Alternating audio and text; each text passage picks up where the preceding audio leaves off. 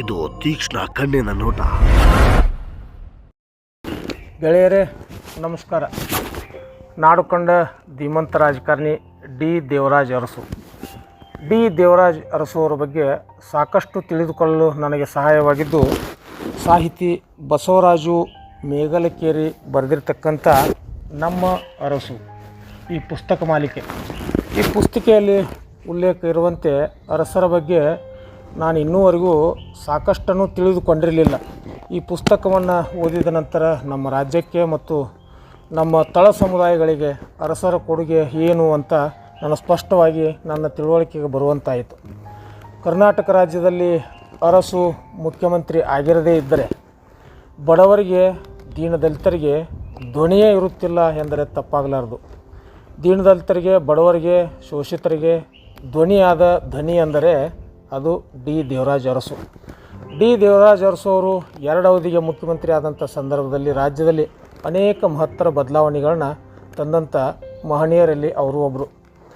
ಬಡವರಿಗೆ ಉಚಿತವಾಗಿ ಭಾಗ್ಯಜ್ಯೋತಿ ವಿದ್ಯುತ್ ಸಂಪರ್ಕ ಕಲ್ಪಿಸುವುದಿರ್ಬೋದು, ಜೊತೆಗೆ ವೃಕ್ಷ ರಕ್ಷ ಕಾಯ್ದೆಯನ್ನು ತಂದು ಸಾಕಷ್ಟು ಅರಣ್ಯವನ್ನು ರಕ್ಷಣೆ ಮಾಡಿದ್ದಿರ್ಬೋದು, ಜೊತೆಗೆ ಅನಿಷ್ಟ ಮಲ ಹೊರುವ ಪದ್ಧತಿಯನ್ನು ಕರ್ನಾಟಕ ರಾಜ್ಯದಲ್ಲಿ ನಿಷೇಧಗೊಳಿಸಿದ್ದಿರ್ಬೋದು, ಹಿಂದುಳಿದವರಿಗೆ ಮತ್ತು ಶೋಷಿತರಿಗೆ ಮೀಸಲಾತಿ ಕಲ್ಪಿಸುವಂಥ LG ಹಾವನೂರು ವರದಿಯನ್ನು ಜಾರಿಗೆ ತಂದಿದ್ದಿರ್ಬೋದು, ಜೊತೆಗೆ ನಮ್ಮ ಕರ್ನಾಟಕ ರಾಜ್ಯಕ್ಕೆ ಮೊದಲು ಮೈಸೂರು ರಾಜ್ಯ ಅಂತ ಹೆಸರಿತ್ತಿದ್ದು ತಮಗೆಲ್ಲ ಗೊತ್ತೇ ಇದೆ. ಆ ಮೈಸೂರು ರಾಜ್ಯದ ಹೆಸರನ್ನು ತೆಗೆದು ಕರ್ನಾಟಕ ಅನ್ನುವಂಥ ನಾಮಕರಣವನ್ನು ಮಾಡಿದ್ದು ಇದೇ ಧೀಮಂತ ನಾಯಕ ಡಿ ದೇವರಾಜ್ ಅರಸು. ದೇವರಾಜ್ ಅರಸರನ್ನು ಕೆಲವು ಯೋಜನೆಗಳನ್ನು ಗುರುತಿಸಲು ನಾವು ಸಾಧ್ಯ ಇಲ್ಲ. ಅವರು ಮಾಡಿದಂಥ ಕೆಲಸ ಅನನ್ಯ ಮತ್ತು ಅದಮ್ಯ. ಅವರ ಕೆಲಸಗಳಲ್ಲಿ ಮುಖ್ಯವಾಗಿ ಬಡವರಿಗೆ ಮತ್ತು ಭೂರಹಿತ ಕೃಷಿ ಕಾರ್ಮಿಕರಿಗೆ ವರದಾನವಾದಂಥ ಯೋಜನೆ ಎಂದರೆ ಅದು ಭೂ ಸುಧಾರಣಾ ಕಾಯ್ದೆ. ಈ ಭೂ ಸುಧಾರಣಾ ಕಾಯ್ದೆಯಲ್ಲಿ ಉಳುವವನೇ ಭೂಮಿಯ ಒಡೆಯ ಅನ್ನುವಂಥ ಕಾಯ್ದೆಯನ್ನು ಜಾರಿಗೆ ತಂದು ಭೂ ರೈತರಿಗೆ ಭೂಮಿಯನ್ನು ಕೊಡಿಸಿದಂಥ ಮಹಾನುಭಾವ ಡಿ ದೇವರಾಜ್ ಅರಸು ಅವರು.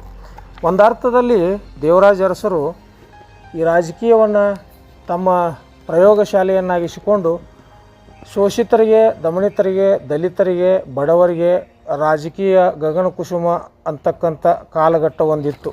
ಅದನ್ನೆಲ್ಲ ಮೆಟ್ಟಿ ನಿಂತು ದೇವರಾಜ್ ಅರಸರು ಸಾಕಷ್ಟು ಜನ ಬಡವರಿಗೆ, ನಿರ್ಗತಿಕರಿಗೆ ಅವಕಾಶ ಮಾಡಿಕೊಟ್ಟಿರ್ತಕ್ಕಂಥ ಮಹಾನ್ ವ್ಯಕ್ತಿ ಅಂದರೆ ತಪ್ಪಾಗಲಿಕ್ಕಿಲ್ಲ.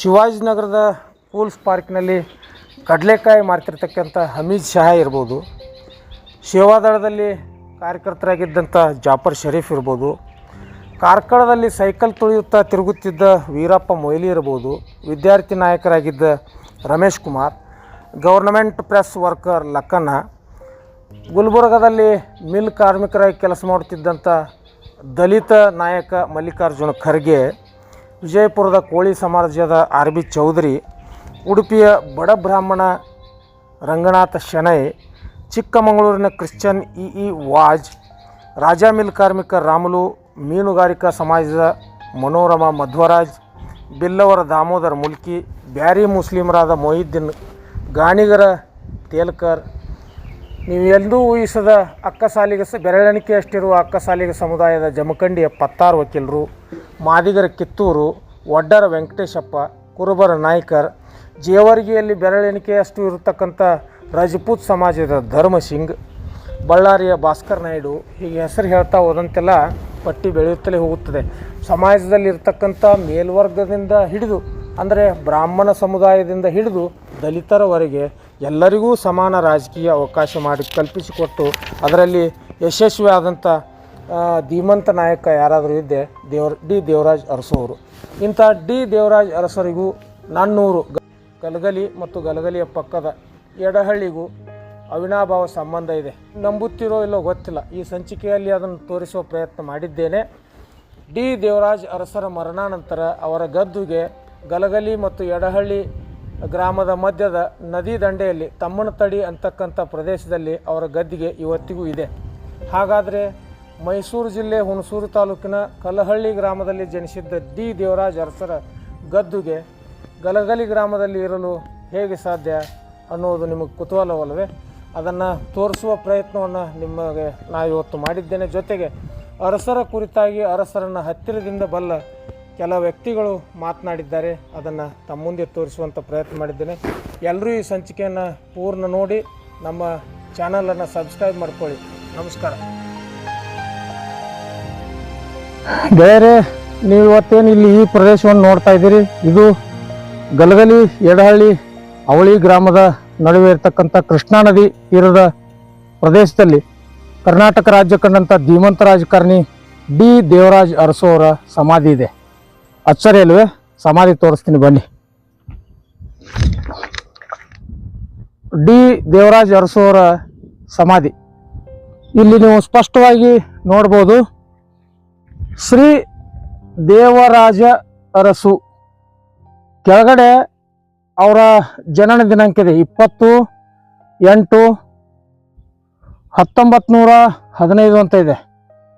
ಮರಣ ದಿನಾಂಕ 6/6/1982 ಅಂತ ಇದೆ. ಹಾಗಾದರೆ ಈ ಒಂದು ಅಚ್ಚರಿಯ ಸಂಗತಿ ಎಲ್ಲಿಯ ಮೈಸೂರು ಜಿಲ್ಲೆ ಹುಣಸೂರು ತಾಲೂಕಿನ ಕಲ್ಲಹಳ್ಳಿ ಗ್ರಾಮವು, ಎಲ್ಲಿಯ ಬೀಳಿಗಿ ತಾಲೂಕಿನ ಎಡಹಳ್ಳಿ ಗಲಗಲಿ ಅವಳಿ ಗ್ರಾಮ, ಎತ್ತಣದಿಂದ ಎತ್ತ ಸಂಬಂಧ ಅಂತಕ್ಕಂಥದ್ದು ನಿಮಗೆ ಅಚ್ಚರಿ ಅನಿಸ್ಬೋದು.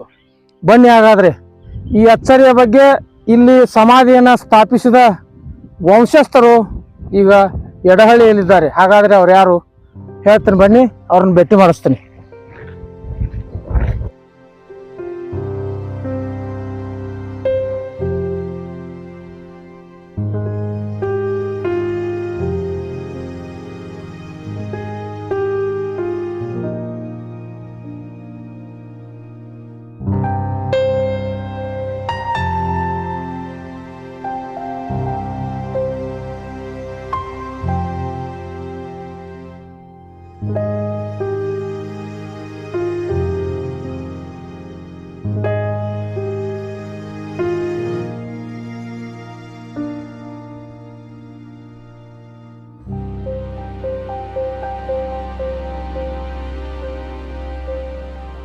ಅಜ್ಜ, ನಿನ್ನ ಹೆಸರೇನಜ್ಜ? ಇರ್ಬಕ್ಸ್. ನಿಮ್ಮ ಪೂರ ಅಡ್ರೆಸ್ರ? ಬಂಡಿ ಎಡಳಿ ಅವ್ರ? ನಾವು ಹೆರ್ಕಲ್ ಅವ್ರು. ಹೆರ್ಕಲ್ ಅವ್ರ. ವಾಡ್ಯದಾಗ ಕೆಲಸ ಮಾಡಾಕತ್ತಿ ಎಷ್ಟು ವರ್ಷ ಆತ್ ನೀವು? 45-50 ವರ್ಷ ಆಗಿರು. 50 ವರ್ಷ ಆತ. ಹಿಂದಕ್ಕ ಈ ವಾಡ್ಯದ ದನ್ಯಾರ MLA ಇದ್ರಲ್ಲ, RM ದನ್ಯಾರು, ಗೊತ್ತೈತಿ. KSRTC ಒಳಗೆ ಚೇರ್ಮನ್ ಇದ್ದರು. KSRTC ಚೇರ್ಮನ್ ಇದ್ರು. ಆ ಟೈಮ್ನಾಗ ಇಲ್ಲಿ ದೇವರಾಜ್ ಅರಸರು ಬರ್ತಿದ್ರತ್ತಲ್ಲ? ಬರ್ತಿದ್ರು. ಅಲ್ಲಿ ಅವಾಗಿಂದ ಹೇಳಲ್ಲ, ನಮಗ್ ಗೊತ್ತಿಲ್ಲ. ಅವ್ರು ಬರ್ತಿದ್ರೇನ ಇಲ್ಲಿ ಕಾಯಂ? ಬರ್ತಿದ್ರು. ಒಂದ್ 15 ದಿವಸ ಅಲ್ಲಿ ನಮ್ಮ ಜಮೀನ್ದಾಗ ಹೊಳಗಾಣಿ ತಂಬು ಹೊಡ್ಕೊಂಡ್ ಅಲ್ಲೇ ಊಟ ಅಲ್ಲೇ ಎಲ್ಲ ಮಾಡ್ಕೊತ ಇದ್ರು. ಆರಾಮ್ ಇರಾಕ್ ಬರೋರ್ ಅವ್ರು.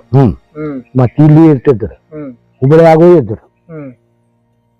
ಮತ್ತ ಅವ್ರ ಮಕ್ಳು ಅದು ಎಲ್ಲ ಇಲ್ಲಿ ದನ್ಯಾರ ಬಾಳ ಹಚ್ಕೊಂಡಿದ್ರತ್ತ. ಅವ್ರ ಮಕ್ಕಳು ಇಲ್ಲಿ ಬಂದ್ ಹೊಕ್ಕಿದ್ರತ್ತಲ್ಲ? ಅವ್ರು ನನಗ್ ನೆನಪಿಲ್ಲ, ಅವ್ರ ಇಲ್ಲಿ ನೋಡಿಲ್ಲ. ತಮ್ಮನ್ ತಡಿಯತ್ತೈತಲ್ಲ? ಹೌದಲ್ಲ, ಅಲ್ಲಿ ಗದ್ದಿಗೆ ಐತಲ್ಲ ದೇವರಾಜ್ ಅರಸಂದ್? ಅಲ್ಲಿ ಐತಲ್ಲ, ಬೂದಿ ತಂದು ಮಾಡ್ಯಾರ ದನಿಯಾರ. ಅಲ್ಲಿ ಬೂದಿ ತಂದಾರ, ತಂದು ಮಾಡ್ಯಾರ. ದನಿಯಾರಿಗೆ ಅವ್ರಿಗೆ ಅಟ್ಟ ರಟ್ಟಂಗಿತ್ತು. ಅರಸನ್ ನೀವು ನೋಡ್ರಿ, ದೇವರಾಜ್ ಅರಸರ್ನ ನೀವು ನೋಡ್ರಿ. ನಿಮ್ಮಂಗ ದಮ್ ಹಂಗಿದ್ರು, ದಮ್ ಬಾಳಿದ್ರು ನೋಡಿ. ನೀವು ಅವ್ರ ಕೈಯಾಗೆಲ್ಲ ಕೆಲಸ ಮಾಡ್ರಿ ಆಗ ಬಂದಾಗ? ಹೋಮ್ ಗಾರ್ಡ್ಸ್ ಬಂದ್ ಎಲ್ಲಾರು ಕೇಳ, ಏನ್ ಸಮಾಚಾರ? ನಮ್ದೇನು ಇಲ್ಲ ಸಮಾಚಾರ.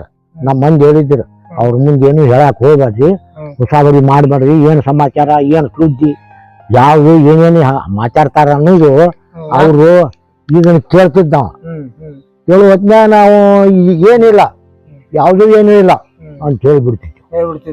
ಹೌದು, ಅಟ್ಟ ಹೇಳಿದ್ರು ನಮ್ಮಲ್ಲಿ. ಕಾಂಗ್ರೆಸ್ಸಿನ ಸಭೆ ನಡೀತಿತ್ತಲ್ಲ ಇಲ್ಲಿ ಹೊಳದಂಡಿಗೆ, ಸಭೆ ನಡೆದಿತ್ತ. ಅವಾಗ ಬಂದಿದ್ರತ್ತ ಅರಸರು, ಅವಾಗೆಲ್ಲಾ ವ್ಯವಸ್ಥೆ ಮಾಡಿದ್ರತ್ತ ಅವ್ರಿಗೆ, ಊಟ ಉಪಚಾರ ಎಲ್ಲ ಅಲ್ಲೇ ಹೊಳದಂಡಿಗೆ ಇದ್ರತ್ತ ಅವ್ರು ಎಲ್ಲ. ಅದೇ ಮತ್ತೆ ವಿಮಾನ ಬಿದ್ದಿತ್ತಲ್ಲ ಇಲ್ಲಿ? ಯಾವ ಬಿದ್ದಿತ್ತು? ಭಾಳ ದಿವಸ ನಾವು ಬರ್ಲಿಕ್ಕೆ ನಮ್ಮ ಮೊದ್ಲ ಇಲ್ಲೇ ಬಿದ್ದಿತ್ತು. ಇಲ್ಲಿ ಬಿದ್ದಿತ್ತು ವಿಮಾನ? ನಮ್ಮ ಜಮೀನ್ದಾಗ ಬಿದ್ದಿತ್ತು. ಅವನ್ ಕರ್ಕೊಂಡ್ಬಂದು ನಮ್ಮ ಮಾಲಕರು ವಿಚಾರ ಮಾಡಿ ಮತ್ ಇದನ್ನ ಮಾಡಿ ಮತ್ ಕಳ್ಸಿದ್ರು. ವಿಮಾನದ ಪೈಲಟ್ನ, ಡ್ರೈವರ್ನ? ಅದು ಮದ್ದಿಂದ ಇತ್ತ. ಮದ್ದು? ಹುಡ್ಕ್ಯದ್ ಮನುಷ್ಯರಿಲ್ಲ. ಅಂದ್ರೆ ಮಿಲಿಟರಿ ವಿಮಾನ ಅದ? ಮದ್ದು ಒಟ್ಟು ನೆಗ್ಗ ಸಿಕ್ಕೊಂಡಿದ್ವಿ ಎಲ್ಲ. ಹಿಂಗಾಗಿ ಅವ್ರನ್ನ ಕಳ್ಸಿಕೊಟ್ಟಿದ್ರು ಎಲ್ಲ. ವಯಸ್ಸು ಎಷ್ಟ ಅಜ್ಜ? 72 ಆಗಿರ್ಬೇಕ್ರಿ. 70. ಇನ್ನ 26 ವರ್ಷ ಬದುಕ್ತೀಯ ಯಪ್ಪ ವಾಡಿ ಮಾರ ನಮಗ್ ಸಂಡಾಸ್ ಸರಿ ಆಗಂಗಿಲ್ಲ. ಇಲ್ಲ ಬಾಳ ತ್ರಾಸ ಸಂಡಾಸ್. ನೀವೆಲ್ಲ ಹಿರಿಯರ್ ಇನ್ನ ಇರ್ಬೇಕ 100 ವರ್ಷ ಬದುಕ್ಬೇಕು. ಹೋಗೋ ಮಾರ ನಮ್ಮ ಮಕ್ಳು ಸರಿ ಬಾ ಅಂದ್ರೆ ಹೋಗಿಲ್ಲ ಸಂಡಾಸ್ ಸಂಬಂಧ. ಆ ಟೂರ್ ಅಡ್ಯಾಡ ಬಾ ಈ ಟೂರ್ ಅಡ್ಯಾಡ ನಾವ್ ಒಟ್ಟ ಉಸಾಬರಿ ಮಾಡಿಲ್ಲ. ಮಕ್ಳು ಏನ್ ಮಾಡ್ತಾರ ಸರ್? 3 ಮಂದಿ ಹೆಣ್ಮಕ್ಳು. ಗಂಡು ಮಕ್ಳು ಇಲ್ಲ. ಇಲ್ಲ ಒಬ್ಬ 12-15 ವರ್ಷ ಆಯ್ತು. ಇದು ಹೈಕೋರ್ಟ್ನಾಗ ಅದ ದೊಡ್ಡ ಆಫೀಸರ್ ಸೀನಿಯರ್ ಆಗ್ಯಾಳಿ. ಈಗ 104-120 ಮಂದಿ ಮ್ಯಾಗ ಆಫೀಸರ್ ಆಗಿ 80,000 ಐತಕಿ ಪಗಾರ. ಇನ್ನ ಬಾಕಿ 30,000. ಈಗ 1 ವರ್ಷ ಆತೈತಿ. ವಾಡ್ಯಕ್ಕ ಸಣ್ಣಾಗಿ ವಾಡ್ಯದಾಗ ಜಲ ಮುಗುದ್ನಿಂದ ಏನು ಗೊತ್ತಿರಂಗಿಲ್ಲ ಇತಿಹಾಸ. ದೊಡ್ಡದಲ್ಲ ಮತ್ ನೀ ಹೇಳಿ ಅಂತಂದ್ರ ನಮ್ದ ಎಟ್ಟಿವ 1200 ಕೂರ್ ಜಮೀನಿದ್ದು 2500 ಚೀಲ ಜೋಳ ಬೆಳಿತಿದ್ವಿ ನಾವ. ಒಗ್ಯಾವ್ರು 50-60-100 ಚೀಲ ಗಂಟೆ ಹೋಗುತ್ತಿದ್ವಿ. ಇಡೀ ಊರಾಗ 2-3 ಊರಾಗ ಹಗೆ ಹಾಕಾಕ ಹಗೆ ಸಾಕ್ತಿದ್ದಿಲ್ಲ. ಅವಾಗ ಇನ್ನ ಬಂದಿದ್ದಿಲ್ಲ ನೀರಾವರಿ ಕೆನಾಲ. ಅವಾಗ ನೀರು ಹಿಡಿದಿದ್ದಿಲ್ಲ ಬೋರ್ ಬಾಯಿ. ಈಗೆಲ್ಲ ಇರ್ದಾವು. ಅವಾಗ ಒಣ ಬೇಸಾಯನ 2500 ಚೀಲ ಜೋಳ ಹಾಕಿ ಮತ್ತೆ 1200 ಚೀಲ ಗೋಧಿ ಹತ್ತಿ ಅಂತೂ ಸಾಕಟ್ಟು. ಅವಾಗ ದಗದಕ್ಕ ಮುಂಜಾನೆ 6ಕ್ಕೆ ಬಂದಾರ ರಾತ್ರಿ 8 ತನಕ ದುರ್ಸ್ಕೊತಿದ್ವಿ. ಅವ್ರಿಗೆ 2 ಸೇರ್ ಜೋಳ, ಹೆಣ್ಮಕ್ಳಿಗೆ 5 ಕೊಡಿ ಇಷ್ಟ ಇತ್ತು. ಆವಾಗ ನಮ್ದು ಇದು ಎಲ್ಲಿ ಕೆಲಸ ಇರ್ತಿದ್ದಿಲ್ಲ. ಇವ್ರಲ್ಲೇನೋ ಬರ್ಬೇಕು ಎಲ್ಲಾರು. ಹೊತ್ತು ಎಲ್ಲೆಲ್ಲಿ ಇಲ್ಲ ಇವ್ರು ಹೊರ್ತು. ಮತ್ತೆ ಇರುವ ಎಲ್ಲ ನಮ್ಮ ಜಮೀನು ವಾದು ಹರಿಜನ ಮಂದಿಗೆ ಆ ಮಂದಿಗೆ ವಾದೋಲ್ಲ. ಇಂದಿರಾ ಗಾಂಧಿ ಕಾನೂನು ಪ್ರಕಾರ ಒಟ್ಟು ಹಾಗೆ ಇದು ಅದು ಮತ್ತೇನಂತೆ ಇವ್ರಿಗೆ ಕಡಿಮೆ ಅದು ಎಲ್ಲ ಅದು. ಇದು ಮುರಡಿ ಸಂಬಂಧ ಎಲ್ಲ ಹೋಗತ್ತೆ ಬೇರೆ ಮನೆ ಕಟ್ಟಿಸ್ಕೊಂಡು ಅಲ್ಲಿ ಅದಾರ ಈಗ ಅರಸ ದೇವರಾಜ್ ಅರಸರು ಊರೋಣೆ ಭೂಮಿ ಒಡೆಯತ್ ಕಾಯ್ದೆ ತಂದಾಗ ಇವ್ರು ಎಷ್ಟು ಜಮೀನ್ ಹೋದುವಾಗ ಬಾಳ ಇವ್ರು ಸ್ವಂತ ಇಚ್ಛೆಯಿಂದ ಕೊಟ್ಬಿಟ್ರತ್ತೆಲ್ಲ. ಆ ಕಾಯ್ದೆಕ್ಕೆ ಇವ್ರು ಬಾಳ ಸಹಕಾರ ಕೊಟ್ರತ್ ಧನ್ಯಾರ. ಹೌದು ಸಹಿ ಮಾಡಿಬಿಟ್ಟಪ್ಪ. ಇಲ್ಲಿ ಯಾವಾರು ದೊಡ್ಡ ಮಾಡಿ ಕೇಳಿದ್ರು ಒಟ್ಟು ಸಹಿ ಮಾಡಿ ಬಂದಿನವ. ಹೆಂಗೋ ಮಗನ ಏನ್ ಮಾರಾಯ ಹಿಂಗ್ಯಾಕ ಮಾಡಿದ್ಯೋ ಯಪ್ಪ ಅಂತ ಅಲ್ಲಿ ಸಹಿ ಮಾಡಿ ಬಂದಿತ್ತು ಬೆಂಗಳೂರಾಗ. ಎಲ್ಲ ನಮ್ ಜಮೀನ್ ಹೋಗ್ಲಿ ಅದಕ್ಕೆ ನಾನು ಅವ್ರವ್ವಾರು ಇದ್ರ ಅವ್ರವ್ವಾರು ಬಾಳ ಹಳಾಸಿದ್ರು. ಇವರ ಧನಿಯಾರ ಅವ್ರು ಹಿಂಗ್ ಮಾಡಿದ್ರು. ಅಲ್ಲೇ ಸಹಿ ಮಾಡಿ ಬಿಟ್ಟು ಬಂದ್ಬಿಟ್ಟು ಬೆಂಗಳೂರಾಗ ಇಂಥ ಧನಿಯಾರ. ಸರಿ ಅಜ್ಜ, ನೀ ಇಷ್ಟೊತ್ತನ ಏನ್ ಮಾಹಿತಿ ಕೊಟ್ಟಿಲ್ಲ. ಧನ್ಯವಾದ ನಿನಗ.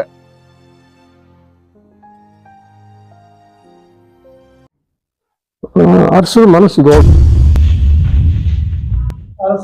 ಫಸ್ಟ್ ಟೈಮ್ ಎಮ್ಎಲ್ಎ ಆದಾಗ ಅಜ್ಜಾರು ಎಮ್ಎಲ್ಎ. ಅವಾಗ ಕಾಂಗ್ರೆಸ್ ಓದ್ ಜಾಸ್ತಿ ಇತ್ತು. ರಾಜಕಾರಣಿಗಳು ಯಾರು